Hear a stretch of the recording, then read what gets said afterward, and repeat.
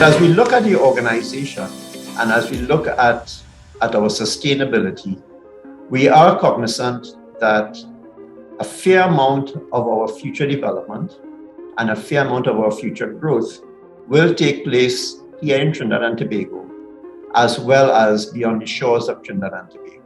For us, sustainability, I know a lot of companies use the word sustainability and they tend to use it only relative to things that pertain to the environment and carbon emissions, etc.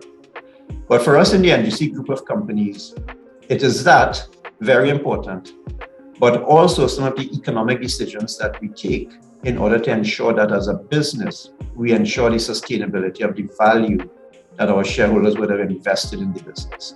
As we look at the value chain from product trading, shipping and logistics to regional import and storage, there's significant value being earned in those segments of the value chain.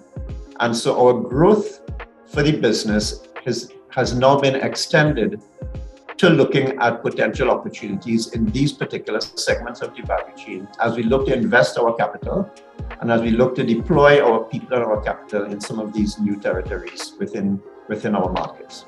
So our focus really is very integrated.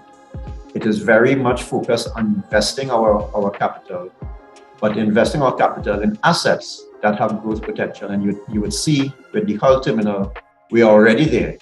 And with some of our Caribbean opportunities, hopefully by maybe later this year, we'll be able to discuss a little bit more as to where those are progressing.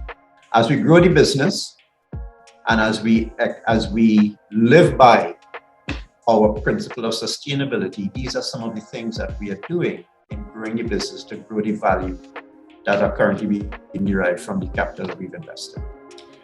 Our financial performance year to date continues to be very robust.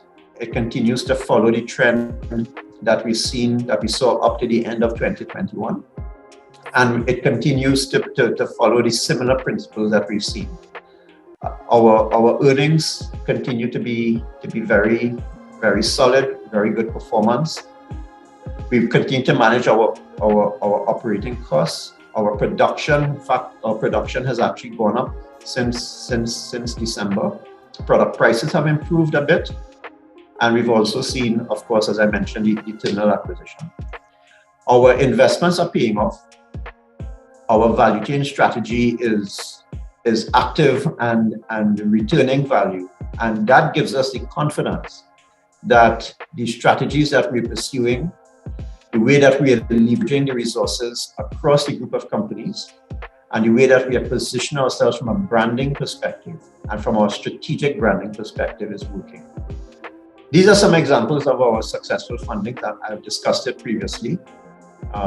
We funded the TTNGL acquisition from cash flow, and we would have funded the Kiera terminal, the Hull terminal, with cash flow as well.